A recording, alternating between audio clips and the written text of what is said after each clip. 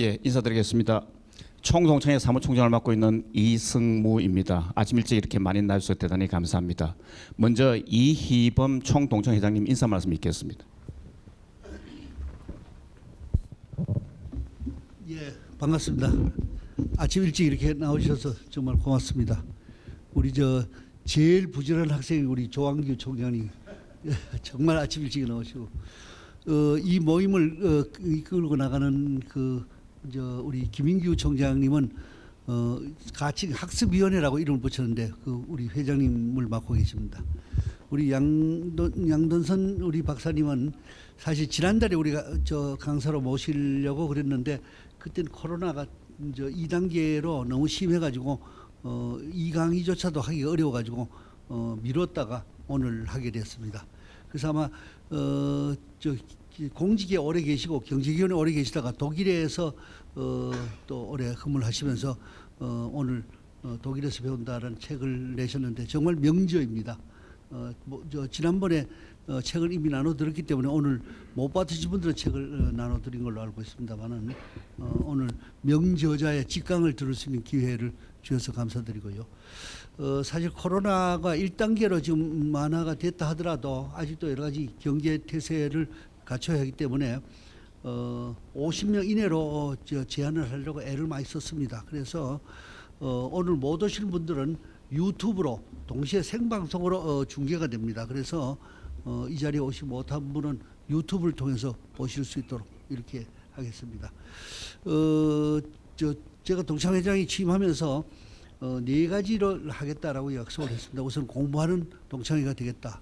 그랬더니 우리 한덕수 총리님께서는 서울대학교 졸업하면 이제 공부 안 해도 되는 걸로 알았는데 저놈은 이희범 회장 시켰더니 또 공부시켜서 죽을지어이라고 말씀한 적이 있는데 그래도 공부해야 됩니다. 우리 김영석 교수 말씀은 65세부터 공부 열심히 하면 100세까지 건강하게 사신다고 우리 조항규 총장을 보시면 바로 모델 케이스이기 때문에 어떻게 조항규 총장님 것을 사실 수 있느냐 공부하시는 겁니다. 그렇죠? 총장님.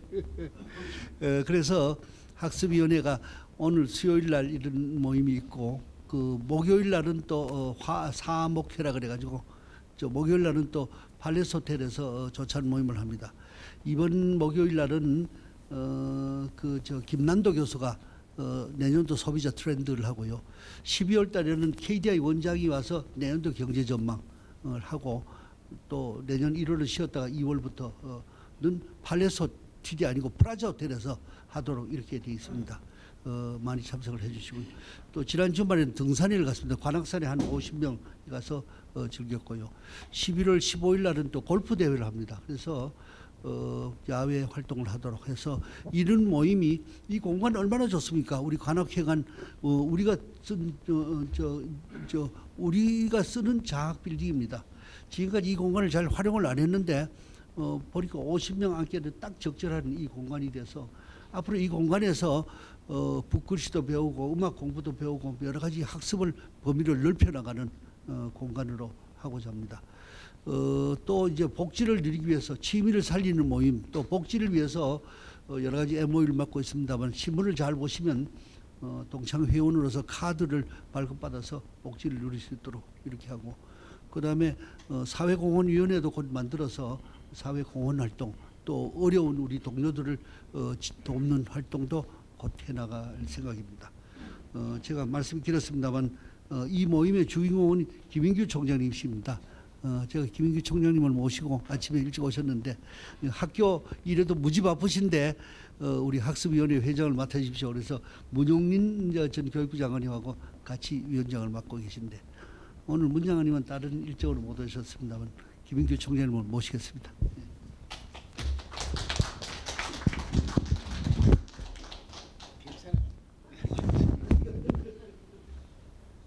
예, 반갑습니다. 사실 이 코로나 때문에 대학교도 좀 정신이 없습니다. 그래서 지난 월요일 날부터 대면 강의를 실시했는데요. 학생들이나 여러 가지 미비해서 전체 강좌 수의 한 3분의 1 정도는 대면 강의, 3분의 2는 아직도 비대면 강의를 하고 있습니다. 그래서 이렇게 여러 사람이 모인 걸 보면 굉장히 반갑습니다. 이게 학교가 이렇게. 그런데 이런 속에서도 우리 이렇게 오늘 아침에 수요 특강 같은 게 만들어진 거는 우리 이범 회장님이 워낙 부지런하셔가지고 뭐 하여튼 주문사항이 상당히 많습니다. 그런데 다 충분히 못 따라가고 있습니다만은 하여튼 열심히 할 생각이고 아까 말씀하셨듯이 나이가 들더라도 공부할 거는 공부를 하지 않으면 잘못하면 이게 젊은 세대로부터 배척을 당할 수가 있기 때문에 이런 자리는 상당히 좋은 기회가 아닌가 이렇게 생각을 하면서 오늘 아침 일찍 나와주신 여러분께 다시 한번 감사의 말씀을 드립니다. 감사합니다. 예, 특강에 앞서서 간단하게 공지사항 말씀드리겠습니다. 총동창회 그 행사 안내는 저기 그 프린트물로 다 나눠드렸습니다. 그걸 참고하시고요. 지금 현재 이 같은 조찬 프림을 매월 2번 하고 있습니다. 그래서 두 번째 목요일 날은 고속터미널 뒤에 팔레스 호텔에서 아침에 조찬으로 하고요. 네 번째 수요일 날은 이곳에서 합니다. 그런데 12월 달은 연말이라서 아침 일찍 나오시기가 추우실 것 같아서 12월 달만 낮에 낮 12시 오찬으로 하려고 합니다. 그렇게 알고 계시고요. 그다음에 요 행사 끝나고 난 뒤에 저희들이 이제 본래는 10월 18일 날 홈카밍을 해야 되는데 코로나 때문에 대면 행사를 하지를 못해서 지금 온라인으로 준비를 해가지고 11월 2일 11시에 저희 이제 동창회를 통해서 이렇게 이 릴리스를 하려 그럽니다. 그래서 하여튼 많이 봐주시고요. 오늘 그 경품 추첨을 좀 하려 그럽니다. 이렇게 모인 자리에서. 그래서 혹시 바쁘시지 않으시면은 좀 남아 계셔서 좀 입회인도 되어 주시고 그 다음에 좀 추첨도 해주시기를 부탁을 드리겠습니다. 우리 양논선 박사님은 뭐 자리에 다 나와 있다시피 행정대학원 76학번이고 고려대학을 나오셨고요. 이 독일에 유학도 하셨고 그다음에 재경관으로 근무를 하셨고 그래서 이렇게 그냥 놀지 않고 이렇게 책을 내셨는데 아마추어가 쓰신 책임에도 불구하고 6세 그러니까 권수로는 한 10,000권 이상이랍니다. 그러니까 하여튼 뭐 이 일반적으로도 이렇게 팔릴 정도로 굉장히 이렇게 저명한 책입니다. 그런데 아마 하루 종일 강의하라 해도 아마 뭐 이야기가 끝이 없을 텐데 시간을 한 1시간 정도로 좀 제한을 하고 끝나고 난 뒤에 간단한 질의응답도 좀 하도록 그렇게 하겠습니다. 예, 감사합니다.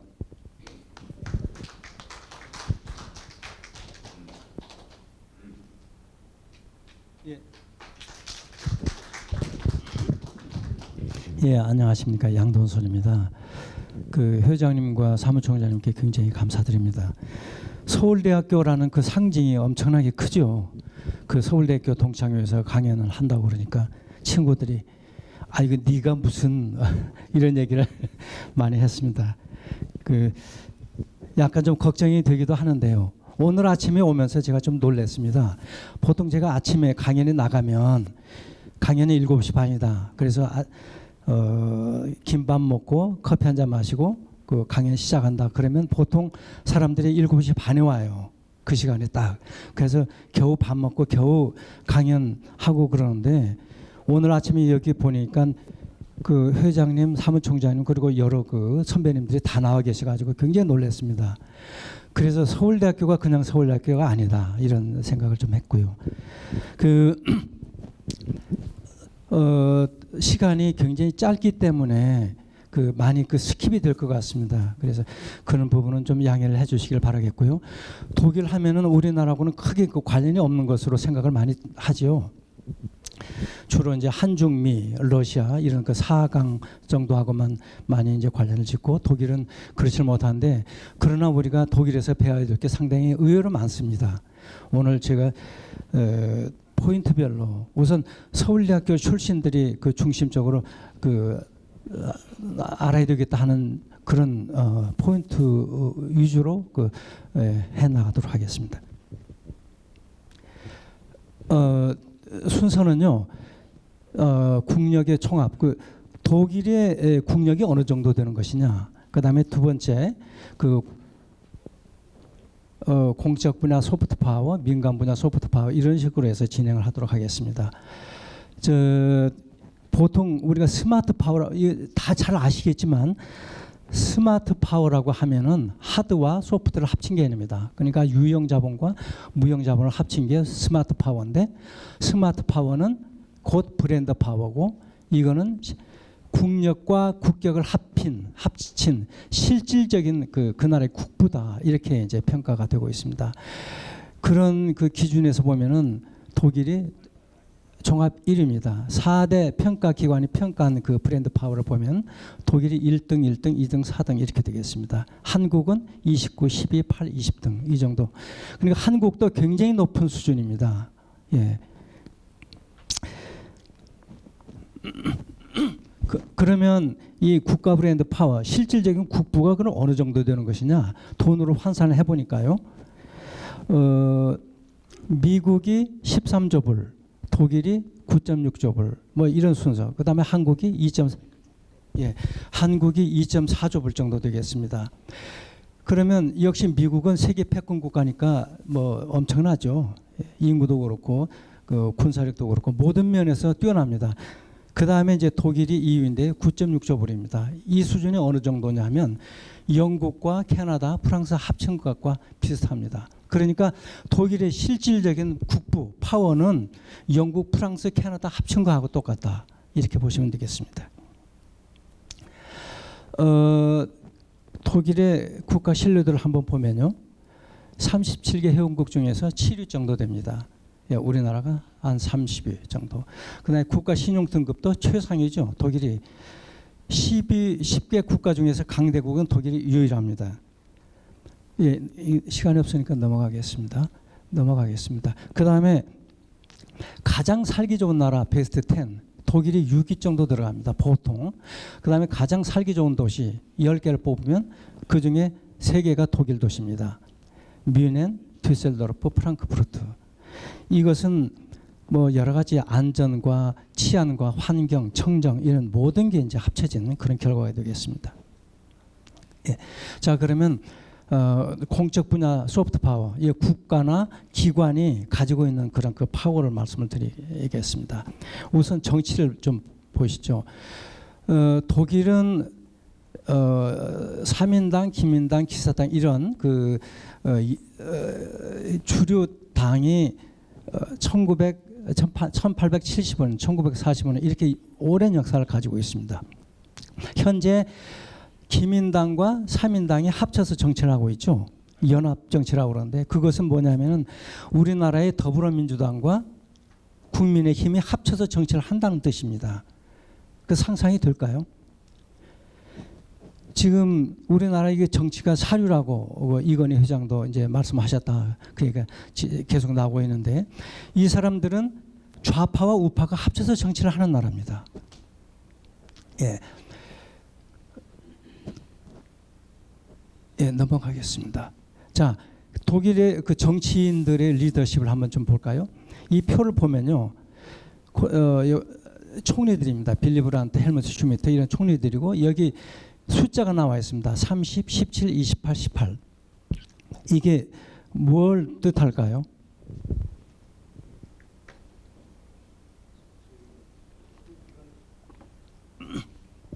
예, 이거가 뭐냐면은 정치 입문 나이입니다. 정치에 입문한 나이. 예, 콘라드 아데나우가 30세에 입문을 했고요. 빌리 브란트가 17세. 앙겔라 메르켈도 동독 시절에 이미 정치 활동을 했습니다. 학생 시절부터. 예. 그러니까 이 독일에서는요. 중간에 변호사 하다가 판검사 하다가 앵커 하다가 교수 하다가 정치인으로 가는 예가 없습니다. 없습니다. 전혀 없습니다. 거의 100%입니다. 우리나라 안철수 현상, 반기문 현상. 안철수 씨 훌륭하죠. 기업인으로서. 반기문 총장님 외교관으로 정말 뛰어난 그 훌륭한 분들입니다. 그러나 독일에서는 이분들은 정치인으로서는 검증이 안 된 사람들이죠. 저 기초의회부터 시작을 해야지 인정을 합니다. 독일 사람들은. 그러니까 그 대학 졸업하고 직업이 정치인입니다. 끝까지 정치 시작해서 끝까지 정치로 끝나고요. 기업인은 기업인으로 시작을 해서 기업인으로 끝납니다. 교수에서 시작해서 교수로 끝납니다. 중간에 이렇게 이직을 하는 예가 없다 이런 얘기죠. 이 표는요. 독일에서 정직성을 대표하는 인물 10명입니다. 독일에서 어느 누구가 가장 정직하냐, 청렴하고 깨끗하냐 하는 기준인데요. 1위 헬무트 슈미트 총리입니다. 2위 대통령, 3위 현재 메르켈 총리, 3위 공동 3위입니다. 예, 지금 EU 집행위원장 뭐 이런 식입니다. 정치인들이 교황, 문인, 지식인 이런 사람들보다 더 존경을 받고 있는 나라가 독일입니다. 그래서 저 상상이 잘 안 되죠. 제가 다른 데서 강연 끝나고 마지막에 질문 나올 때 이 질문이 제일 많이 나옵니다. 아니 어떻게 정치인이 여기 저 교황이나 아니면 문인 노벨상 수상자보다도 어떻게 청렴하고 어떻게 존경을 더 받냐? 맞습니다.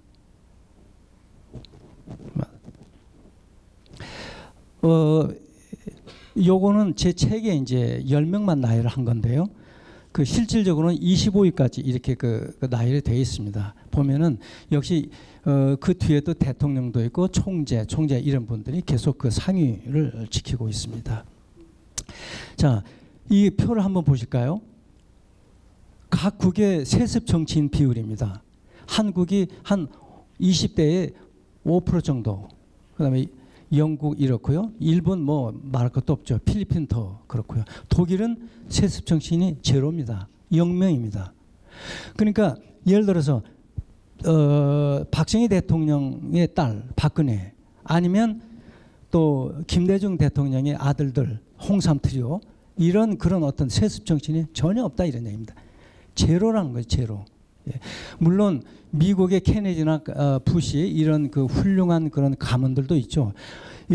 그 정치 가문이 다 나쁘다는 게 아니라 이런 정치 가문 자체가 없다. 그래서 그만큼 어떻게 보면은 어떤 오염의 소지가 좀 적다. 이런 그 말씀이 되겠습니다.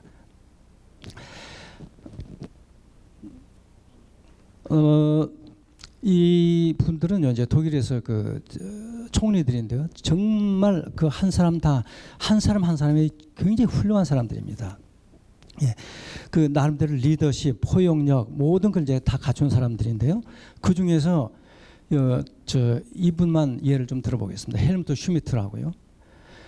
이분은요 독일에서 어떤 지지율 아니면 그 인기 투표를 하면요 저희보다 더 높이 나와요. 아이돌 그룹보다. 독일의 아이돌 그룹은 많지 않지만 아이돌 그룹이나 아니면 방송인보다 항상 1등입니다. 거의 1등입니다. 이 헬무트 슈미트 총리가. 정치인이 어떻게 이렇게 이럴 수가 있나? 예, 그렇습니다. 기본 역량이요 탁월합니다. 지력, 지식이 굉장히 높습니다. 지식이. 그 단순 명쾌하고요 달변입니다. 근면하고 진솔하고 공정하고 포용력. 정말 사람이 갖출 수 있는 건 다 갖췄습니다. 이분은. 예, 이 잠깐 한번 좀 들어봐 주시겠습니까?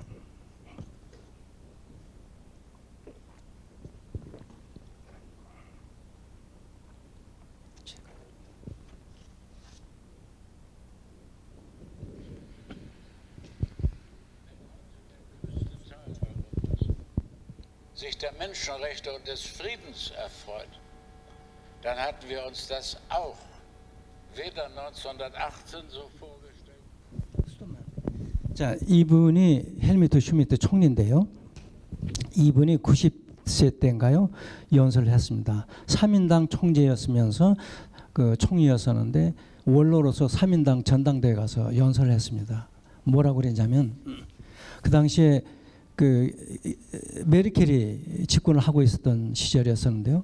메르켈이 2008년도 세계 금융 위기, 그다음에 2010년도 유럽 재정 위기 때 굉장히 어려움을 겪었죠. 아무리 독일이라도 그때 이 3인당 원로께서 메르켈을 도와주라는 연설을 했습니다.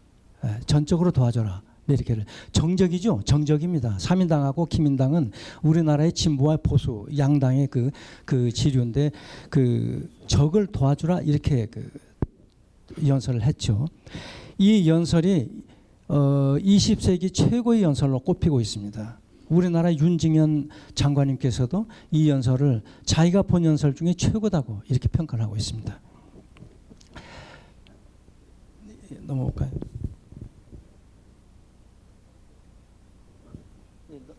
넘겨보시죠.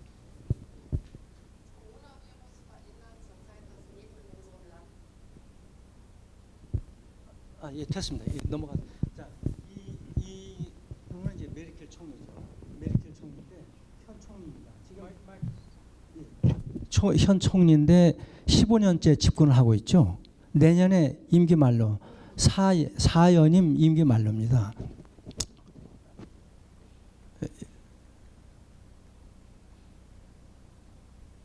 예. 그런데 지금 지지율이 80%입니다. 지금 지지율이 80%입니다. 그 좀 내려갔다가 요즘에 코로나 때문에 올라갔는데요. 안 넘어가죠? 예, 이분께서 지난 3월달에 대국민 담화를 발표를 했습니다. 코로나 때문에 이번 사태가 심각하다. 2차 세계 대전 이후 최악이다. 그다음에 그 개인 그 행동을 자제해라. 본인도 동독에서 자랐고 살았기 때문에 여행과 이동의 자유를 제한하는 것이 얼마나 어려운지 알고 있다. 서로 협력해서 상황을 이겨내자. 이런 연설을 했는데요. 엄청난 폭발적인 그런 그 지지를 받았습니다. 예. 여기서 정부가 어떻게 잘하겠다 뭐 그런 얘기 한마디도 없습니다. 그 국민들한테 협조를 바라는 그런 그 부탁의 말씀이었는데 엄청난 지지를 받아서 그 상당한 떨어진 지지율을 갖다 만회를 해서 지금 80%예요. 그런데 이 메르켈 총리는 사회연임 끝나고 내년에 딱 그대로 끝내겠다. 자꾸 그걸 자꾸 몇 번 반복을 하고 있습니다. 왜냐하면 국민들이 자꾸 기대를 하니까요. 예. 이 16년 동안에 한 번의 스캔들, 한 번의 불미스러운 일이 없었습니다.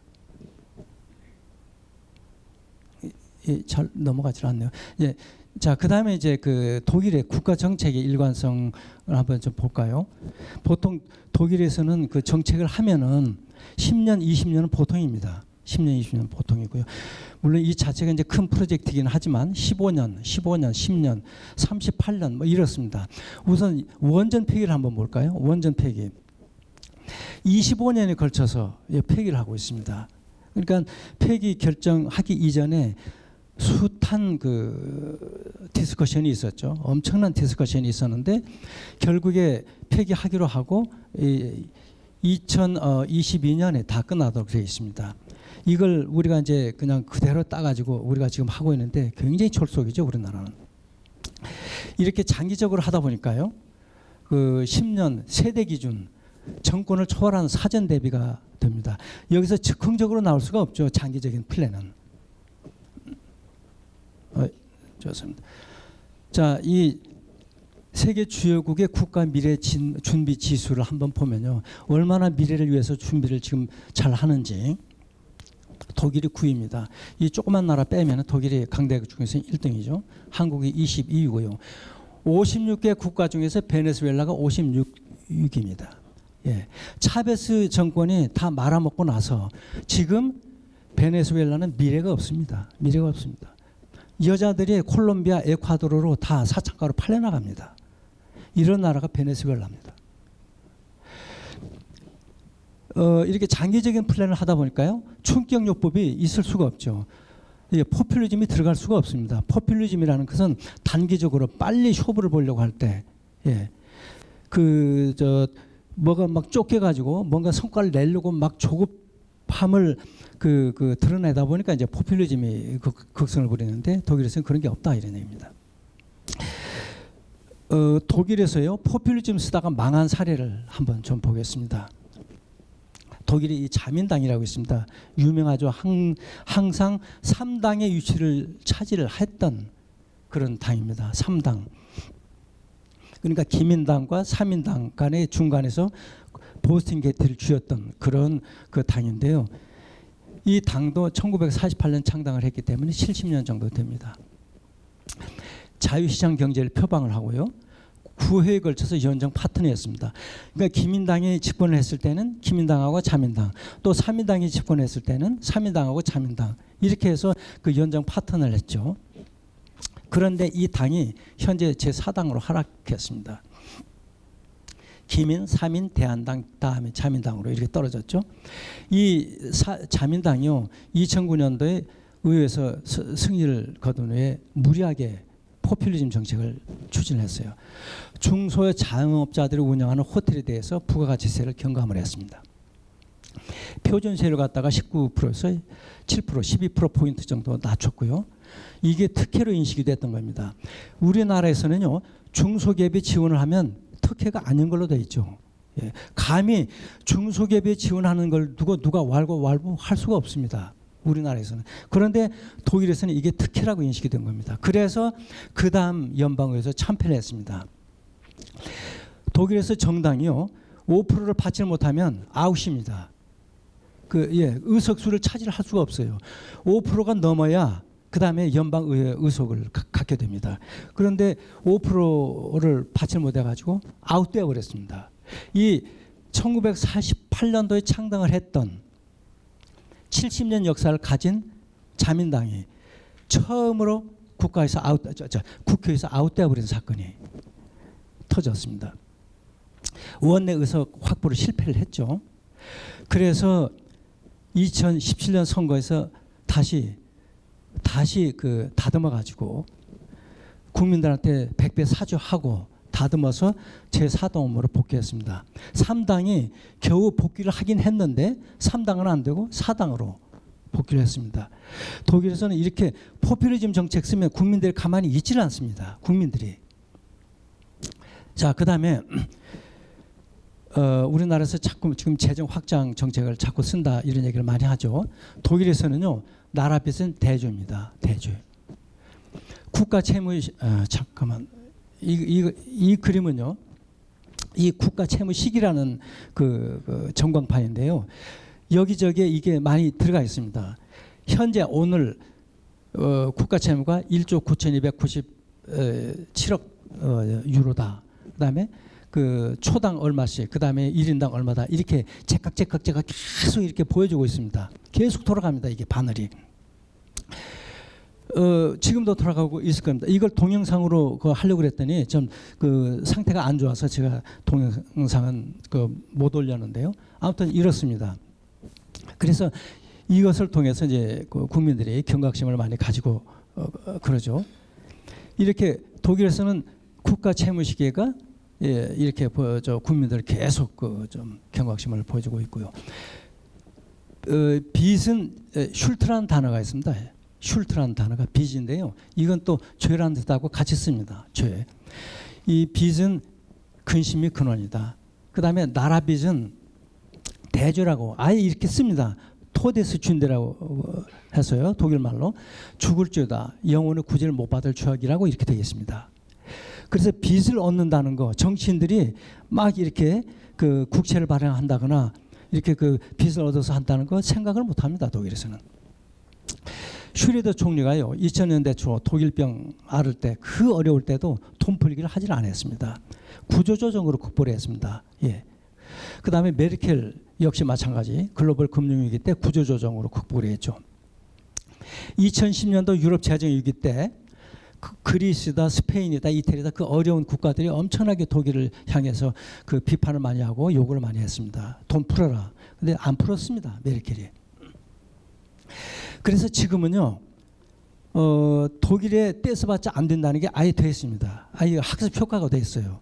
절대 지금 떼 피울 수가 없습니다. 안 되니까. 심지어 그리스나 이태리, 포르투갈 이런 나라에서 선거 구호가요. 대통령이나 총리의 선거 구호가 뭐냐면 독일에 가서 돈을 뜯어오겠다. 그게 선거 구호예요. 그런데 됩니까? 안 되죠. 지금은 안 된다는 거 알기 때문에 그런 그 헛소리하는 사람 지금은 이제 안 되죠. 지금은. 예. 그다음에 독일은요 그 부채 제로 원칙을 채택을 했습니다. 2009년도에 헌법을 개정을 해서 채무 제동 장치라는 걸 도입을 했습니다. 연방 정부가 신규 기체를 할 때는요 GDP 0.3%, 3.5% 이내로 한다. 그것도 예를 두지만 굉장히 예가 까다롭습니다. 그래서 국가 채무가 계속 이렇게 줄고 있죠. 예, 지금 한 2조 정도 됩니다. 2조 정도. 이게 국가 채무가 독일도 계속 늘어나죠. 통일 때문에 많이 늘어나다가 지금 이제 그 감소 추세로 이제 꺾이고 있습니다. 예, 넘어가죠.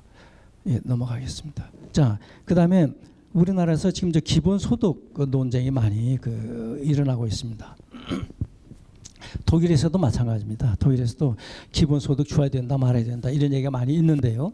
그런데 독일에서는 그럼 한번 좀 연구를 해보자. 심층 연구를 해보자. 그래서 실험에 들어갔습니다. 이런 연구소들이 2020년 11월 다음 달까지 일단 신청을 받아가지고 1,500명 신청을 받아서 이거 한번 검토를 해보자. 뭐냐면 120명과 1,380명으로 그룹을 나눠서 120명에 대해서는 기본소득을 1인당 월 1,200유로씩 3년간 그냥 주는 겁니다. 그냥. 뭐 어디 용도를 지정하는 것도 아니고 그냥 줘서 그냥 네 마음대로 써라. 그 대신에 어디에 썼는지 월별로 제출을 하도록 했습니다. 어디에 썼는지. 그래야 이제 그 어떤 소비 패턴 이런 걸 이제 파악을 할 수가 있으니까요. 그리고 이제 1,380명은 아무것도 안 주는 거죠.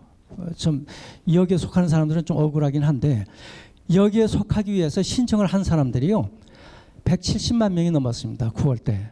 아마 지금 한 200만 명 정도 될 텐데요. 역시 독일 사람들도 공짜는 좋아합니다. 예. 그래서 이 사람들 위주로다가 해서 기본소득 수령자와 비수령자의 생활 패턴, 효과를 심층을 분석하겠다. 이런 연구가 진행이 되고 있습니다. 그다음에 이제 그 국가 위기 관리 능력에 대해서 말씀을 드리겠습니다. 이 부분은요 저희 책이 없습니다. 없고 두 번째 책 낼 때 넣으려고 지금 이제 준비를 하고 있는데 한 번도 다른 데서 발표한 적이 없는 그런 자료입니다. 이 가장 수재들이 모이는 서울대 그 동창회에서 잠깐 좀 보여드리도록 그렇게 하겠습니다.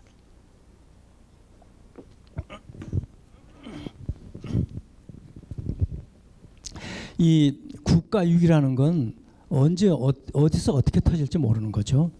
위기, 이건 미래의 무형의 위험이라는 얘기입니다. 그러니까 미리 위기라고 알면 이미 그건 위기가 아니라는 얘기죠. 예. 부품이나 무슨 재료처럼 확인하고 뭐 손질할 수 있는 그런 유형의 물질이 아니다는 것이죠. 예. X 이벤트라고 많이 이제 들어보셨죠. 발생 가능성은 낮지만 한 번 발생하면 엄청난 피해를 낳는다. 뭐 9.11 테러, 핵 폭발, 대홍수, 전염병. 요즘에 우리 코로나 고생을 많이 하고 있죠. 이러한 대형 위험에 대해서는 다른 방도가 없다. 독일에서도 어떤 방도가 없다는 얘기입니다. 방도는 철저한 사전 대비가 유일하다. 예. 그래서 이제 독일에서도 미국의 9.11 테러 이후에 조직을 했습니다. 신전략이라는 걸 프로젝트를 만들고 이 국가 위기 관리 훈련이라는 류켑스라는 훈련을 이제 정례화를 했죠. 이 훈련이 굉장히 중요한 의미를 갖습니다. 이게 뭐냐면은 정부, 민간, 그다음에 각 유관 기관들, 안보, 안전, 에너지 기업들 다 합쳐가지고 합동 훈련을 하는데요. 2년 내지 3년마다 이제 하는 그런 훈련이 되겠습니다. 그때마다 주제가 좀 다르죠. 기상 악화 대비, 테러 위협에 대비, 독일 월드컵 대비, 전염병 대비, 또 그리고 이제 2011년도에는 정보통신 구조 위험 이런 거가 있었고요.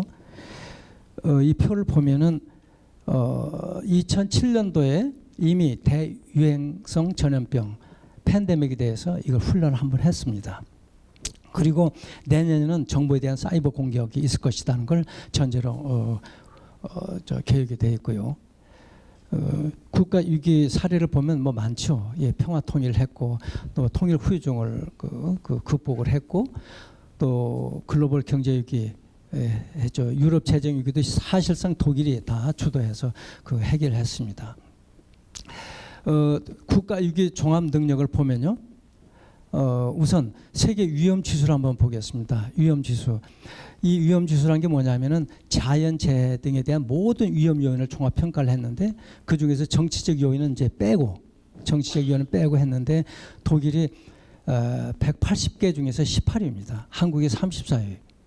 일본이 이게 낮은 점수를 받았는데 이게 아마 이제 지진 때문에 이런 점수를 받은 것 같습니다. 독일은요 완벽주의를 추구하기 때문에 비상계획이 비상계획 또 플랜 B, 플랜 C 그러니까 만약의 경우에 만약의 경우까지 대비를 해서 준비를 하죠. 국가가 위기가 터졌을 때 복원할 수 있는 복원 능력을 보면 독일이 이제 17위고요. 한국이 40위입니다. 139개 중에서 베네수엘라 139등이죠. 예. 나라가 없습니다. 이 나라는. 나라 망하면 망하는 겁니다. 그대로. 예. 그 차베스의 그 이 참담한 그 결과가 되겠습니다. 독일은 여러분들께서 잘 아시겠지만 세계 최고의 치산 치수 능력을 자랑을 합니다.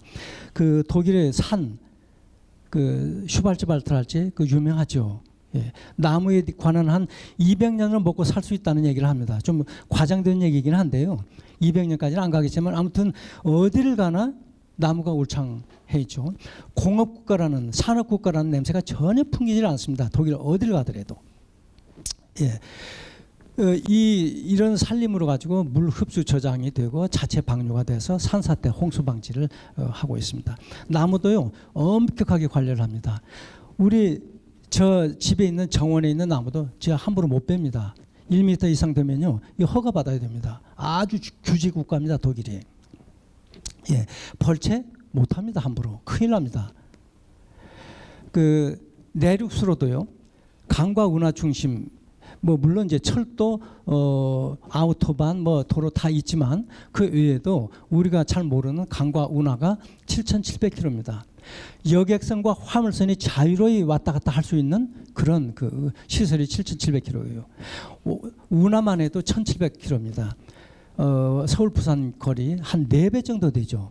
이 운하를 통해서 웬만한 그 큰 중장비 같은 건 다 이 운하를 통해서 그 운송이 되고 있습니다. 왜냐하면 속도가 느리기 때문에 천천히 물류가 이동이 돼도 괜찮은 그런 것들은 전부 다 이 운하를 통해서 다 하고 있습니다. 세계 주요국의 홍수 위험 주소를 보면요, 독일이 5위입니다. 한국이 50위입니다. 가끔 우리나라 물 난리 많이 나죠. 예. 지금 대책이 참 어려운데 역시 베네수엘라 119 중에서 119입니다. 예. 물이 나면 그대로 다 떠내려갑니다. 베네수엘라 국민들. 이거 어떻게 하시겠습니까? 이 방법이 없죠. 예. 국민들이 이걸 깨달아야 되는데 아직도 국민들이 차베스의 향수를 그리고 있다고 그럽니다. 이거는요, 이 강이 엘베 강입니다. 엘베 강이고 이건 운하입니다. 운하인데요. 이 운하가 이 도로하고 달라가지고 수위가 똑같아야죠. 이 324km를 이렇게 유지를 하고 있습니다. 강 밑으로. 그리고 또 이쪽에는 또 배저강을 또 이렇게 가로지르고 있습니다. 이 정도로 엄청난 토목 공사를 1939년도에 완공을 했고요. 아직도 한 번도 고장이 난 사고가 난 적이 없습니다. 예, 이게 그 중부 운하인데요. 예, 밑으로 강이고 우로 이제 운하가 흐르고 있죠. 자연재해도 그 홍수가 많이 납니다. 독일이 엄청 많이 납니다. 그 두 번의 홍수가 큰 홍수가 있었죠. 2002년도, 2013년도에. 예. 2013년도 이것은 500년 만에 닥친 홍수였습니다. 그러니까 웬만하면은 뭐 그 생각도 할 필요도 없죠. 이렇게 500년 만에 올 홍수를 왜 미리 대비하느냐? 멍청한 거 아니야. 굉장히 비용 대비 효율이 낮은 거 아니냐. 이렇게 이제 판단을 할 수도 있는데 독일 사람들이 굉장히 우직합니다. 500년 이후에 나올 걸 대비를 하는 겁니다. 500년 이후에 나올 사태를. 자, 이게 이제 2013년도에 터졌던 홍수인데요. 고속도로, 이 고속도로. 이게 배입니다. 배의 굴뚝인데 다 잠겨버렸습니다. 네. 그 높은 배가 다 잠기고 이 위에 굴뚝만 이렇게 남았습니다. 예. 예. 파사브란 도시가 이렇게 다 잠겨버렸습니다. 이거는 이제 수위 조절 저건데요. 이게 수위. 1954년도에 여기에 찼었고 1595년도에 여기, 1500년도에 여기였었는데 2013년 홍수 때 여기까지 올라왔습니다. 엄청나죠. 이 독일에서 이 강이 몇 개가 있습니다. 이게 이제 엘베 강인데요. 체코에서부터 흘러서 이렇게 가기 때문에 저 북해도로 흘러가는데 독일 이 부분이 하류이기 때문에 어쩔 수가 없습니다. 저 다른 나라에서부터 이렇게 흘러나오는 물을 어떻게 하겠습니까? 막을 수가 없어요. 막을 수가 없습니다. 예. 대비를 하는 수밖에요. 제방 잘 쌓고 사전에 준비 잘하고 그다음에 유속 느리게 하고 뭐 이런 식으로 해서 방을 할 수밖에 없습니다. 그렇게 해서 2013년도에 500년 만에 온 홍수를 다 막아냈습니다. 그다음에 이제 국가 안보 부분을 좀 잠깐 좀 볼까요?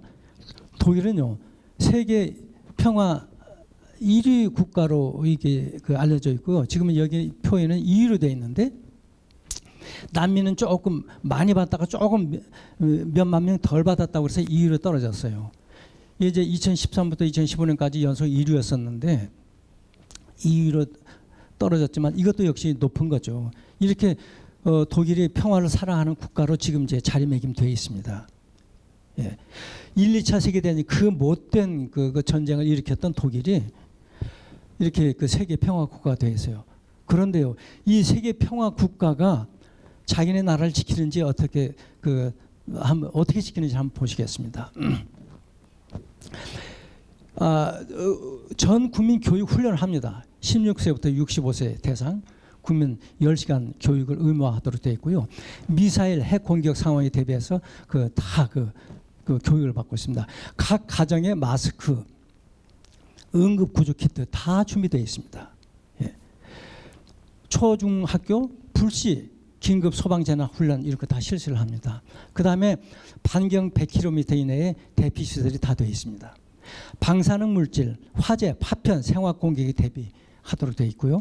인구 5만 명 되는 도시면요, 신규 건물에는 모두 대피소 마련이 의무화되어 있습니다. 그리고 전 국민이 10일간 버틸 수 있는 식량, 환기장치, 화장실 이게 다 구비가 되어 있죠. 예. 독일은 평화국가입니다. 그 다음에 우리처럼 남북이 분단되어 있는 것도 아니죠. 이미 통일된 지가 30년이 됐습니다. 예. 주적이 없어요. 주적이 없는 나라입니다. 주적이 없는 나라인데 이렇게 대비를 하고 있습니다. 우리나라는 어떻습니까? 주적이 엄연히 살아있고 미사일, 핵미사일이 확확 공중으로 막 날아다니는데 안보가 어떻습니까? 이거 어떻게 해야 되겠습니까? 우리나라는.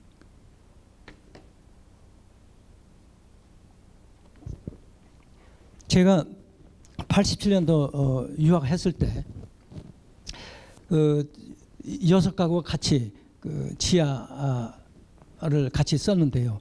다 이거 따로따로 이렇게 자기 코너가 있어가지고 거기에 뭐 냉장고도 있고 뭣도 있고 다 저장을 해놓는데 그 비상 식량을 저장을 해놓습니다. 독일 사람들이. 예. 그때는 물론 이제 통일되기 전이니까 약간의 주적 개념이 있었죠.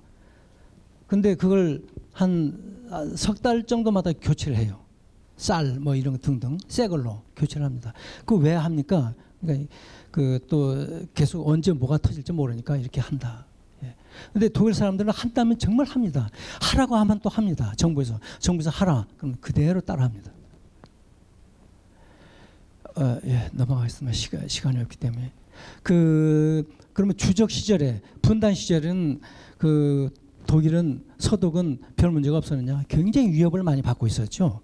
동독이나 소련으로부터. 서베를린은 봉쇄도 했고요. 그 다음에 이제 구동독에서 슈타지라고 많이 들어보셨죠? 정보기관을 운영을 했고요. 서독에 3만 명을 잠입시켜서 활동을 시켰습니다. 그리고요, 스파이, 귀요미라는 스파이가 빌리베란테 총리 개인 비서로 채용이 됐어요. 비밀리에.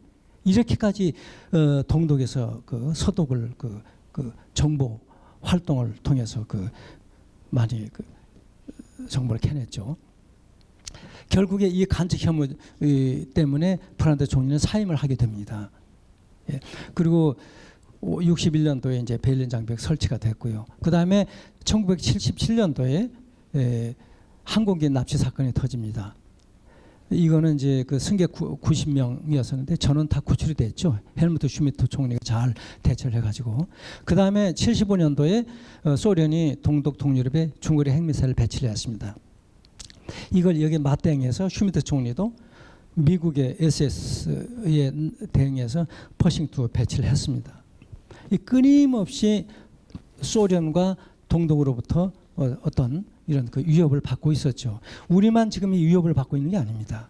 그러나 이때 독일에서는 항상 이때마다 단호하게 대처를 했습니다. 넘어가겠습니다. 예, 넘어가죠. 시간이. 예. 자, 이거 잠깐 볼까요? 그러면 동독에 대해서는 지원을 어떻게 했느냐? 동독의 인권 문제와 연계해서 철저한 상호주의를 채택을 했습니다. 지원을 하더라도 먼저 요청을 했을 때 반드시 대가를 받은 후에 그다음에 동독 주민들이 서독의 지원을 알 수 있게 어떻게 돼서 서독이 지원을 했다는 걸 다 알 수 있도록 이렇게 공표를 할 수 있도록 이렇게 했습니다. 지원 규모가요. 한 914마크 60조 원 됐는데 서독 정부가 지원한 건 5분의 1 정도밖에 안 됐습니다. 대부분이 민간 베이스에서 이제 일어났던 것이죠. 이 표를 보면은요. 이 서독 정부가 동독 정부한테 지원해 준 건 이게 15% 정도. 나머지는 다 이제 서독 주민이 동독 주민한테 그다음에 서독 교회가 동독 주민한테 지원해 준 그런 저거였습니다. 다 민간 베이스로 이루어졌고요. 그것도 다 물자 거의 다 물자로 이루어졌습니다. 현금으로 잘 주지를 않고. 넘어가겠습니다. 그다음에 코로나 좀 말씀을 좀 드려야 될 것 같은데 자 코로나는 독일에서 어떻게 대응을 하고 있느냐. 이 포브스에서요 그 매월 발표를 합니다. 코로나 안전 순위라는 걸 발표를 하는데 9월 달에는 독일이 1위였습니다. 뉴질랜드 2위, 한국이 3위였습니다. 한국도 엄청나게 이제 그 대처를 잘한다는 국가로 이렇게 돼 있죠. 그러면 독일은 왜 이렇게 1위냐? 독일이 많이 죽었습니다. 거의 10,000명 죽었어요. 근데 왜 이렇게 1위냐? 이 환자 동향을 보면요. 선진국, 그다음에 이제 아시아, 독일이 거의 10,000명입니다. 9,800 몇 명. 치사율도 2.6%고요. 한국은 404 지난주 통계입니다. 400명 정도, 1.8%. 그런데 왜 독일이 1위냐? 독일은요. 이 진단 검사율이 23%입니다. 인구가 8,300만 명인데 23%면 거의 한 2천만 명을 조사를 했습니다. 2천만 명. 2천만 명 조사를 해서 조금이라도 의심이 생기면 다 병원에 입원을 시켰죠. 그만큼 의료 시설이 충분히 갖춰져 있습니다. 독일은. 이게 평가는 확진자, 사망자, 의학적, 경제적, 정치적 요인 모든 걸 그다음에 저것도 마찬가지죠. 그 어떤 자유성. 우리나라는 코로나 독재다 그래가지고 많이 어떻게 보면 노출이 되어 있습니다. 정보가. 그러나 독일은 그 정보가 중앙에 집중이 안 되도록 되어 있습니다. 개인 정보는. 우리는 전부 다 저희들 다 알죠. 질병본부나 이런 데서. 근데 독일은 그게 안 돼 있습니다. 그래서 그런 종합적인 걸 평가를 했을 때 독일이 1위다. 이렇게 되고 있습니다. 넘어가죠. 아까 말씀드렸던 것처럼 류켑스 훈련 때 이미 2007년도에 이런 훈련을 했습니다. 앞으로 전염병이 온다. 그런 시나리오는 뭐냐면은 국민의 33%가 감염이 된다. 한 2,500만 명 정도가 이제 감염이 된다는 걸 전제를 했고요. 10만 명이 죽는다. 40만 명이 입원한다. 이런 걸 전제를 해서 훈련을 했습니다. 그리고 훈련 결과 여러 가지 이제 문제점이 나오는데 그 문제점이라는 게 여러 가지 나왔죠. 의료 인력 확보, 예방 접종 전략 등등등 이런 건 다 됐고요. 그다음에 비의료 부분도 교통 분야가 제대로 잘 안 됐다든가 뭐 그다음에 또 심리적 영향도 고려가 안 됐다든가 이런 거 뭐 공황 장애 같은 거 이런 것도 전부 다 이제 종합적으로 해가지고 그 검토를 해서 지금 이제 그 반영이 돼서 추진을 하고 있습니다. 그다음에 그 코로나 대책을 보면요, 우선 재원 조달을 한번 보겠습니다. 그동안에 한 1,486조가 들어왔습니다. 독일이. 재정이 4분의 1, 그다음에 금융이 4분의 3 정도 이렇게 투입을 했고요. 그런데 독일에서는 한 푼도 국민들한테 재난지원금 명목으로 돈을 드린 적이 없어요. 전부 다 기업에 들어갔습니다. 기업. 자영업자, 소상공인, 일자리 창출이 다 들어갔습니다. 이 엄청난 돈들이. 우선 보면은 타격이 심한 소상공인은 5인 이하는 1,170만 원 그냥 그대로 줘버렸죠. 돈을. 10인 이하는 한 약 2천만 원 정도를. 그리고 대책이라는 것을 보면은 전부 다 어떤 부가가치세 인하, 공공의료 시스템 확충, 교통인프라 현대화 이러한 어떤 경쟁력 강화에 다 썼습니다. 그 많은 돈을. 넘어가겠습니다. 이런 거 보면은 한 푼도 재난지원금이나 이렇게 현금 살포가 없었다. 예. 넘어가겠습니다. 그다음에 독일에서도 이 코로나가 전대미문의 사건이기 때문에 도대체 이게 뭔지 아직도 이제 규명이 안 되고 있지 않습니까? 그래서 코로나 연구 실험을 위한 콘서트를 개최했습니다. 그 유명한 가수가 이제 자원봉사를 했고요. 자, 이 3회를 개최했는데 그 차수를 변경을 해서 1차 때에는 안전 조치 없이 그냥 노마크 찬스. 그다음에 2차 때는 중간 정도의 어떤 그 조치를 했죠. 3차 때는 완전 조치를 다 했습니다. 모든 조건을 엄수하도록 이렇게 해서 3차에 걸쳐서 저 콘서트를 해서 그 결과를 통해서 도대체 코로나가 뭔지, 코로나가 앞으로 가져올 그런 어떤 역효과는 뭔지에 대해서 지금 그 검토가 진행이 되고 있습니다. 지금까지는 이제 어떤 국가 차원의 어떤 소프트 파워를 말씀을 드렸고요. 지금부터는 그 민간 분야 베이스의 소프트 파워를 말씀을 드리겠습니다. 자, 독일이란 사회는 신뢰가 기반입니다. 신뢰. 예, 정직이죠. 최고의 가치는 정직. 예, 속담도 정직에 대한 게 제일 많습니다. 그 말은 정직하지 않았기 때문에 옛날에 그래서 그 계몽 차원에서 정직이라는 속담이 제일 많아진 거 아니냐 이런 얘기도 있고 한데 어쨌든 그 잔재주나 잔머리, 얄팍한 요령 이런 거를 이제 모릅니다. 그다음에 독일은 그냥 믿으면 대충 되죠. 예, 믿으면 됩니다. 그 뭐 유기농이다, 수리비 저도 카센터 가면 수리비 뭐 50만 원이다 그러면 좀 찜찜하지만 그냥 내죠. 유기농이다? 저는 안 믿습니다. 그냥 뭐 유기농인 줄 뭐 그렇게 대충 알고 사는데, 그런데 독일은 유기농이다 하면 유기농입니다. 예. 지하철 승차 시스템도 독일은 그 이 개표 이런 게 없죠. 카드로 되는 것도 아무것도 없습니다. 그냥 표만 사서 자기가 이제 그 들어가면 되는 그런 시스템이죠. 광우병 때요, 우리나라 난리가 났었죠. 이명박 대통령이 쫓겨서 저 북악산으로 쫓겨가가지고 거기서 노래를 불렀다 이런 얘기도 있고 그런데 독일에서도 광우병이 있었습니다. 그러나 독일 정부에서 광우병 문제가 없다. 그러니까 다시 완전히 그 국민들의 소비가 다시 다 되돌아왔습니다. 왜 그러냐? 정부가 괜찮다는데 그러면 괜찮은 거지. 이렇습니다. 그만큼 정부에 대한 신뢰가 크고요. 그동안에 정부가 해왔던 데에 대한 학습 효과가 그만큼 컸다는 것입니다. 자, 이것은요, 이 꽃밭입니다. 아직 그 꽃이 만개가 되지 않은 상태인데 이 꽃밭이고 이제 사이 들어가 보면 꽃이 많이 피어 있는 게 있습니다만 여기서는 푸른 색깔만 보이죠. 이 꽃 파는 주인이 없습니다. 이게 꽃 판매됩니다. 꽃 판매됩니다. 여기 이제 해바라기는 0.2인가요? 저도 잘. 그다음에 글라디우스 0.7, 그 릴리 1.0 이런 식의 이제 가격표가 붙어 있고요. 그다음에 돈은 여기다 냅니다. 여기다 이 안에다가 자기가 필요한 만큼 꺾어 가지고 저 꺾어서 저 필요 없는 거 여기다 집어넣고요. 이 가위가 있는데 가위가 안 보이네요. 이 가위로 그 잘라서 넣고 돈 내고 이렇게 갑니다. 주인이 없습니다. 예. 우리나라 가끔 인삼밭 완전히 그냥 그 도난당한 거 가끔 신문에 나죠. 인삼도 그렇고 이것저것. 예, 그런데 독일은 없습니다. 이런 게. 예. 밤이고 낮이고 사람이 없습니다. 예. 그리고 100년 앞을 내다보는 우직함. 정말 우직합니다. 예. 어떻게 저렇게 우직할까 할 정도로 1945년도 이전에 지은 집을 옛날 집, 그다음에 1945년 이후에 지은 집은 새 집입니다.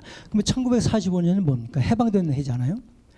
해방된 해 1946년도에 지었으면 새 집입니다. 우리나라 아파트처럼 30년 40년 돼서 안전진단 받고 축하한다고 프랜카드 내걸고 이런 거 없죠. 예. 그만큼 저 자재랄지 이런 걸 속이지 않고 제대로 이제 쓴다는 얘기입니다. 예. 예, 시간이 없으면 넘어가겠습니다. 이거는 900년 된 그 돌다리거든요. 돌다리입니다. 이 돌로만 되어 있습니다. 철근 하나도 안 들어가고 돌로만 900년 됐습니다. 아직도 멀쩡합니다. 물론 차는 안 다니죠. 예, 문화재이기 때문에 보호를 해야 되지만 인도 사람만 다니는 그런. 예, 넘어가겠습니다. 예, 넘어가죠. 그다음에 독일은 이제 법치가 살아있는 나라입니다. 이 표를 한번 보실까요? 독일 아마존 10대 베스트셀러 목록을 보면요. 민법전이 2위입니다. 노동법전이 9, 상법전이 13. 보통 상법전 이거 전부 다 10위 안에 들어가는데 이때 이상하게 제가 업데이트 한다고 하다 보니까 13위로 떨어져 있어요. 이건 예외적입니다. 거의 다 10위 안에 민법, 노동법, 상법전이 들어가 있습니다. 예. 독일에서 뭐 고시도 없죠. 독일은 행정고시, 사법고시, 외무고시 그런 거 없습니다. 그런데 어떻게 이게 법전이 이렇게 상위 그룹이냐?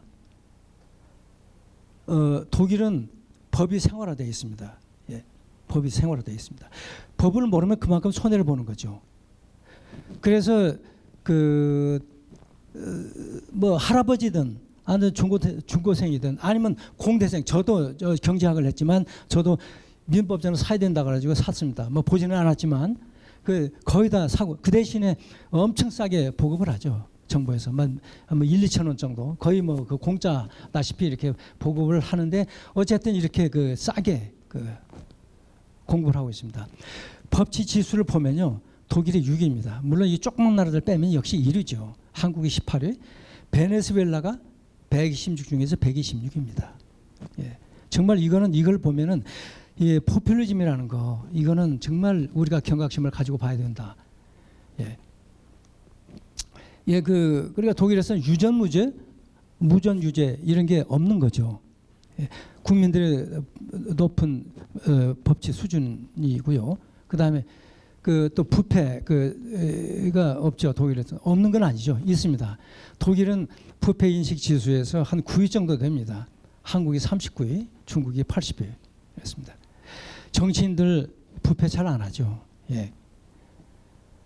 정치인들 기업 비리 사례를 보면 이 불프 대통령, 헬무트 총리 이거는 책이 있으니까 좀 보시고요. 책이 없는 거 보면은 국방장관이 박사학위 표절했다고 그래서 예, 장관 의원직 사임했습니다. 교육부 장관 역시 마찬가지죠. 그다음에 주지사, 영빈관 좀 싸게 했다고 그래서 역시 좀 날아갔습니다. 그다음에 베를린시 장관 항공 마일리지 사적으로 사용했다고 해서 날아갔습니다. 저도 공무원 때 항공 마일리지 공무 출장으로 해서 쌓인 거 제가 썼거든요. 독일 기준으로 하면 저도 중간에 잘라 써야 되는데 저 그냥 퇴직했습니다. 잘. 예. 예, 넘어가겠습니다. 자, 우선 이거 보면은 가짜가 그만큼 독일이 적다. 가짜 인터넷 뉴스 중 가짜 우려 비율이 독일이 3위, 한국이 20위, 38개국 중에서 그렇습니다. 예, 시간이 넘어가겠습니다. 예, 넘어가죠. 예, 재난도 이것도 참 중요한데 중요한 것만 얘기를 좀 말씀을 드리면, 자, 이게 교통사고입니다. 이게 철도사고인데 한번 이것도 철도사고예요. 근데 철도 사고가 나고 나서 한 번 나면 확실히 고쳐버립니다. 지금까지 철도 사고 안 나고 있죠. 이게 선박 사고입니다. 우리나라 세월호 사건하고 비슷한 세월호 사건인데 이거 대만 독일하고 덴마크 해협에서 한밤중에 밤 12시에 났습니다.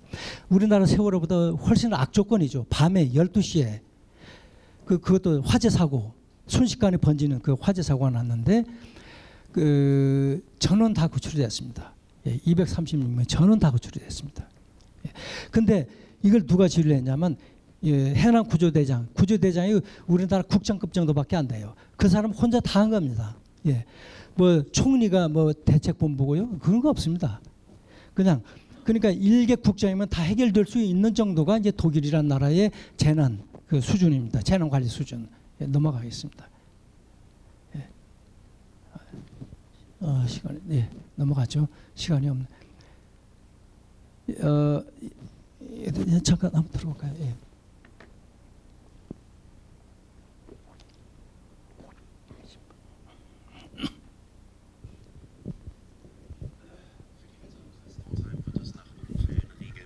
eng auf der Autobahn. Wie hier in unserem Video von Kreisbrandmeister Bernd Kühle gibt es regelmäßig Probleme mit der Rettungsgasse. In diesem Fall ist die Autobahn 자, 이게 뭐냐면요. 이 고속도로입니다. 고속도로인데 뒤에서 경찰차가 가면은 이렇게 비켜줍니다. 앞으로 좀 잠깐 볼까요? 앞으로. 아니 앞부분으로. 아니 그보다 제가 옮기겠습니다. 예. 이렇게 비켜줍니다.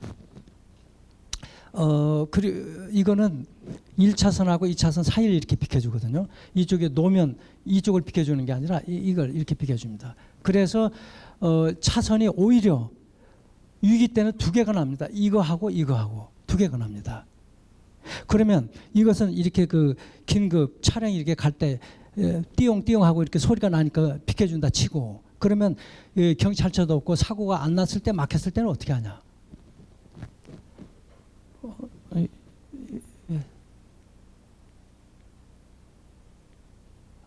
자, 이거는요. 휴가철이나 이럴 때 사고가 아니에요. 사고가 아닌데 막힐 때가 있지 않습니까? 막힐 때도 이렇게 비켜줍니다. 막히면 그냥 앞에가 차량이 막혔으면 자동적으로 이렇게 비켜집니다. 그 요령은 간단합니다. 1, 2차 때는 1, 2차. 그 다음에 뭐 아무리 차수가 많더라도 1, 2차. 이렇게 국민들이 각인이 되어 있기 때문에 뭐 일이 있다면 이렇게 비켜지거든요. 거의 뭐 모세의 기적이 자주 일어나죠. 우리나라에서는 모세의 기적 그러는데 독일에서는 모세의 기적이라는 말 자체를 모릅니다. 그냥 그 자체가 생활이기 때문에. 예. 그만큼 어떤 교통 질서, 준수 이런 게 이제 굉장히 강하다. 예. 넘어가겠습니다. 이게 기업의 윤리 부분인데요. 이게 시간이 없으니까 그대로 다 넘어가겠습니다. 사유 갈등 이것도 넘어가죠. 예. 넘어가겠습니다. 예. 자, 그러면 지금까지 이제 너무 간략하게 말씀을 드려서 죄송합니다만은 한국의 소프트 파워는 어느 정도냐? 하드 파워는 이미 선진국 대열에 다 들어갔죠. GDP 10위권이고요, 수출 6위. 그 G20 국가고 30, 50 클럽이다. 이 정도면 우리나라도 막강합니다. 유형적으로는 엄청나죠. 그러나 이제 소프트 파워는 아직 멀었다. 저신뢰 사회다. 정치 후진성, 예, 부정직하고 부패 만연돼 있고요. 그렇습니다. 그 다음에 거짓말, 사기, 무고, 공화국, 사기범죄 세계 1위라고 그러죠, 우리나라가. 그 다음에 혁명은 2위라고 그럽니다. 하드 파워가 소프트 파워, 이 두 개의 파워가 결합이 좀 잘못되어 있다. 예. 시장 경제 왜곡되어 있고 DNA 너무나 망각을 잘한다. 이런 얘기가 되겠습니다. 그다음에 냄비 근성이 강하고요. 금방 잊어버리죠. 뭐 일 일어나면 막 이렇게 올라갔다가 금방 또 사그라져 버리고요. 학습 효과를 얻지는 못한다. 그 중요한 사건, 삼풍 사고, 그다음에 세월호 사고, 뭡니까 또 저 성수대교 이런 데서 교훈을 얻지 못하고 지금도 사고가 계속 터지고 있습니다. 언제 또 이보다 더 큰 사고가 터질지 모르는 거죠. 예. 공동체 의식이 좀 적고요. 예.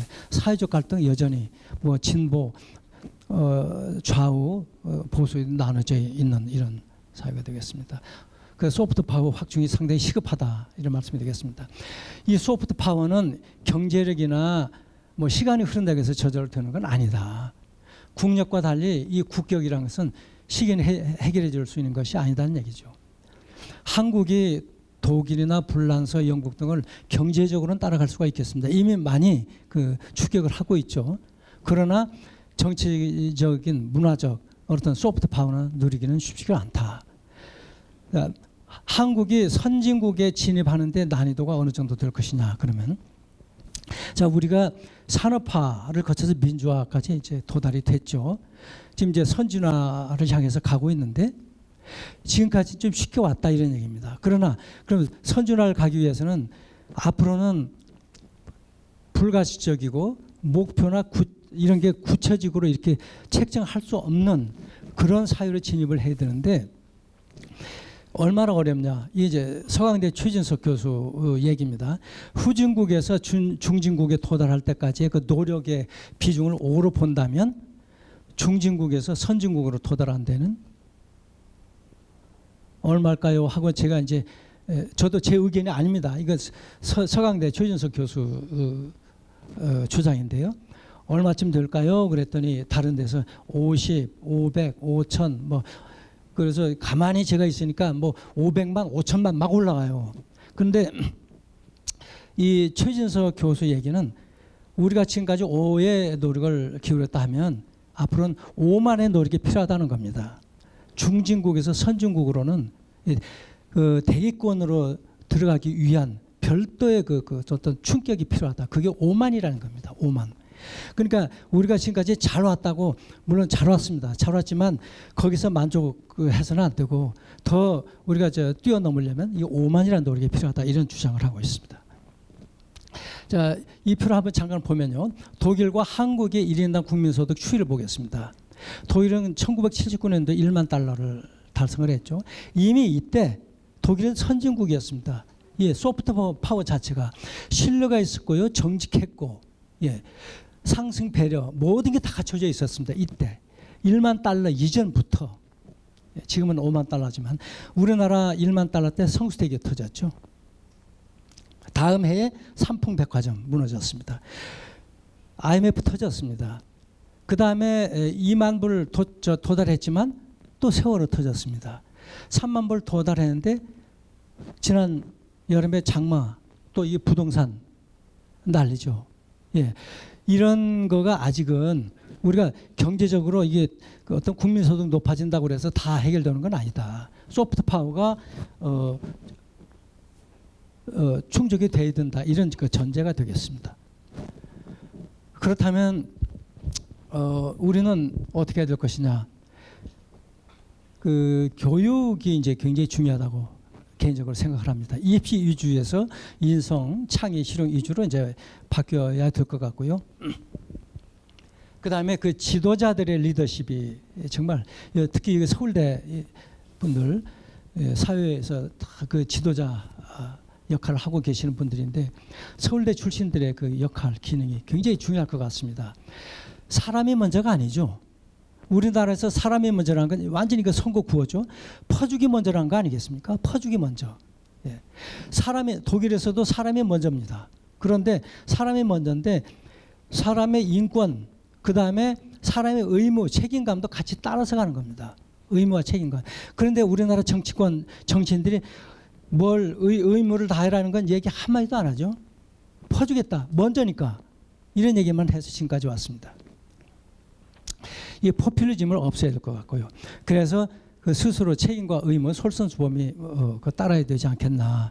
그리고 국민들의 또 자각이 필요하지 않을까 싶습니다.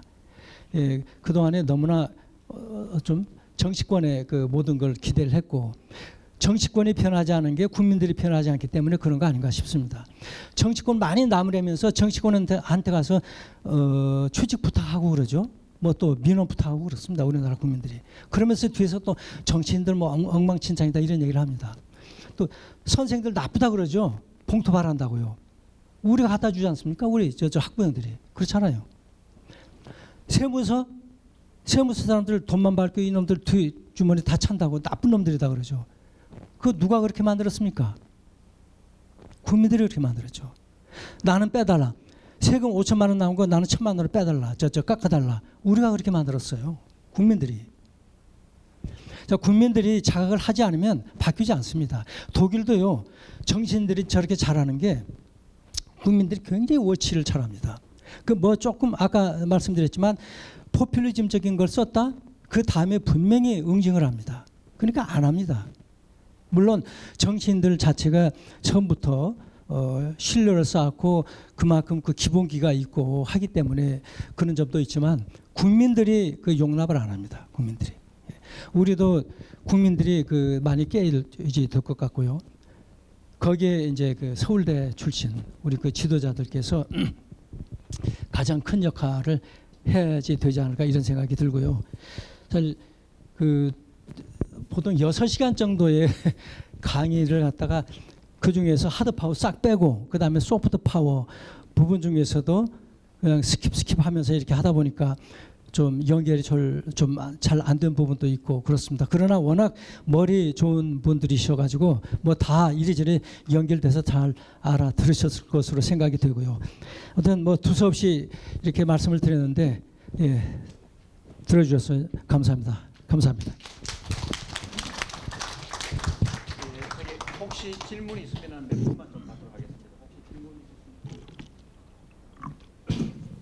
너무 명강의를 하셔서 질문이 없습니까? 아니, 예.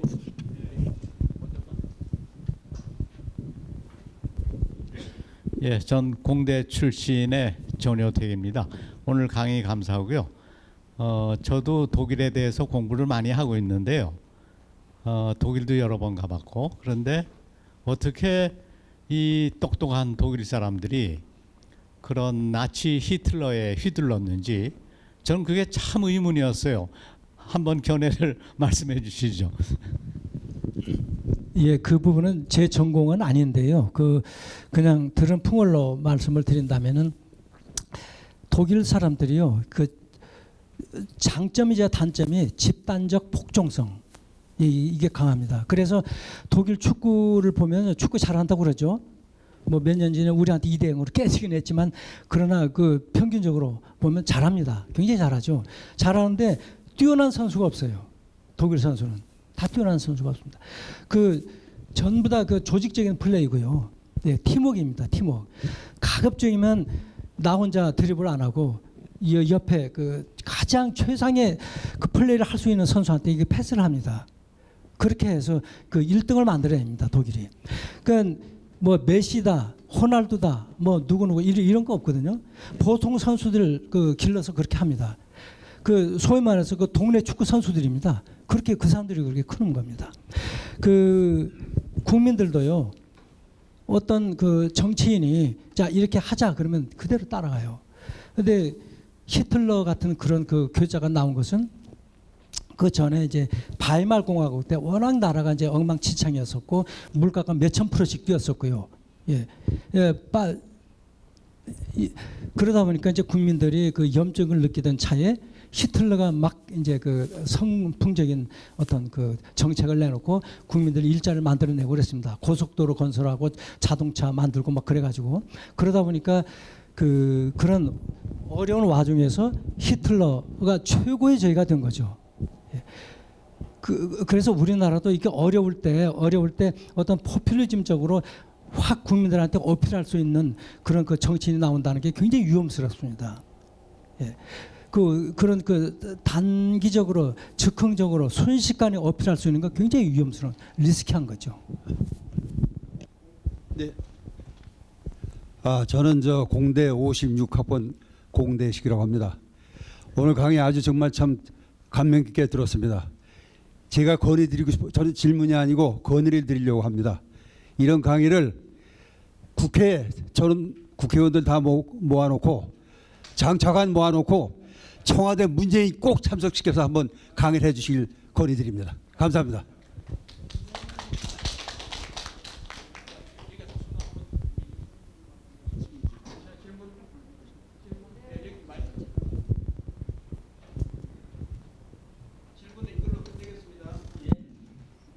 네, 안녕하세요. 강의 잘 들었습니다. 저는 인문대학교 IF 11기 학생 허은순입니다. 저는 다른 거는 모르겠고요. 아까 그 재난에 대해서 잠깐 좀 궁금한 게 있는데요. 사실 재난을 당했을 때 저희가 보고라인에 대해서 굉장히 중요성이 있잖아요. 특히 세월호 때 그 사건이 많았고요. 그래서 아까 국장급 이상에서 해결된다고 하는데, 그러면 재난이 발생했을 때 독일에서는 먼저 국장급 선에서 모든 거를 해결하고 윗라인으로 보고가 되는 건지, 그게 제도적으로 정착화가 되어 있는지 그게 조금 좀 궁금했습니다. 네, 그 부분을 설명을 드렸어야 되는데요. 시계를 보니까 시계가 막 거의 뭐 8시 50분 가길래 못 드렸는데요. 예, 그렇습니다. 아까 세월호 사건 그것도요. 그 해난구조대장이 교통부 산하의 해난구조대입니다. 교통부 산하에. 중앙부처도 아니고요. 우리나라 해경은 어디에 붙어 있는지 모르겠는데 해난구조대장이 제가 직접 만났습니다. 구조대장을 가서 2시간 정도에 걸쳐서 그 얘기를 들었는데 사건 처리를 전부 다 들었습니다. 아까 글로리아 사건을 들었는데 밤 12시에 사고가 터져서 이제 사고를 듣고 20분 만에 출동이 된 거예요. 20분 만에 출동이 되는데, 그럼 출동을 뭐 서울에서 출동을 하면 안 될 거 아닙니까? 다 이제 바다 해안에 다 이제 저희가 지부들이 있을 테니까 가장 가까운 지부에서 이제 출동을 했는데, 구조대장이 지시를 하고 구조대장이 정리를 하고 구조대장이 발표를 합니다. 보도자료를. 다른 데서 총리실 어디 내무부 교통부 없습니다. 발표를 하는 데는 딱 한 군데밖에 없어요. 해남 구조대. 그걸로 끝입니다. 그러면 아니 우리나라는 뭐 대통령이 뭐 7시간이 어쩌고 저쩌고 뭐 했냐 그런데 독일에서 그 사고 터진 그 시간에 메르켈 총리는 뭐 했냐 그런 얘기 안 나옵니다. 메르켈 총리 담당이 아닙니다. 그것은 메르켈 총리가 설사 그 만전을 기하라 얘기를 했다고 그래서 그거 되는 게 아니죠. 우리나라 정치인들 괜히 그 뭐니까 그 저 면피용으로 뭐 만전을 기하시기 바랍니다 그런 얘기 하는데 그 무슨 필요가 있겠습니까? 만전을 기하기 바랍니다. 아무 필요 없습니다. 이미 사건이 터져가지고 사건은 끝나버렸는데요. 예, 1시간이면 다 타버렸는데 그러니까 그것은 보고 체계는요 그걸로 끝입니다. 끝이고 우리나라처럼 개통 밟아가지고 해남 구조대장, 내무부 장관, 총리, 대통령 보고 없습니다. 그걸로 끝입니다. 참고로 그 미국에서도 9.11 사태 때도 그 지역의 소방대장이 다 철회했다고 얘기를 합니다. 예. 그러니까 독일은 그것도 그렇다고 해서 정치인들이 전혀 관여를 안 하는 건 아니죠. 예를 들어 아까 저 대홍수 같은 거 그건 뭐 국가 전체적으로 그 걸리는 문제이기 때문에 그럴 때는 뭐 발벗고 나섭니다만은 그 화재 사건 어디 뭐 다리 붕괴 사건도 없었습니다만은 어떤 그런 어떤 그 개별적인 피스밀 그런 사건들은 중앙정부에서 관여를 안 하고요. 주정부도 관여를 안 합니다. 지방자치단체 우리로 보면은 시군구 이런 데서 합니다. 시군구 주정부 관할도 아니에요. 그런데 왜 그러면 군수나 구청장이나 이런 사람들이 그걸 다 하느냐? 다 합니다. 예. 그 우리가 너무나 중앙 집중이 돼 있고 대통령한테 모든 걸 권한이 집중이 돼 있으니까 뭐 대통령 뭐 했느냐 이런 얘기가 나오는 거 아닙니까? 그래 뭐 심지어 부부 싸움하다가도 뭐가 안 되면 대통령 물러나라고 그런다고 그러잖아요. 우리나라는. 그러니까 독일은 그런 시간에 세월호 사건, 뭐 화재 사건 터진 저것도 마찬가지입니다. 철도 사고도 마찬가지. 아까 큰 철도 사고 나는데 그것도 마찬가지입니다. 중앙정부 소관이 아니에요. 그 시간에 총리가 거기 신경 쓸 그걸 저걸 안 하는 거죠. 국가 전체적인 윤리에 위해서 신경을 쓰지 그런 피스밀 사건에 신경을 안 씁니다.